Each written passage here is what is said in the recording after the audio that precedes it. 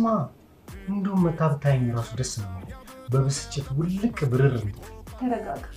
ደግሞ በኋላ ቤት ተልከሰከሰች ተብሎ ያገር መሳለቅ ያታረግኝ እንዴ ስለምን መዋረድ ነው የምታወራው አሁን እኮ ሚስቴ ተለየች እቺን ደግሞ ቀስ ብዬ ማባ እሺ በቃ ስንከሽ ተናግሮሽ እንዴ አምስት ደቂቃ ብቻ አይ አንድ አምስት ደቂቃ ብቻ ስንከሽ አንቺ ግን ምንድን ነው መብት የለኝም ማለት ነው ባንቺ ጋር እና ከመብትም በላይ ነች መጀመሪያ ግን ዋው እንዴት አባሽ እንደምታምሪ በእናትሽ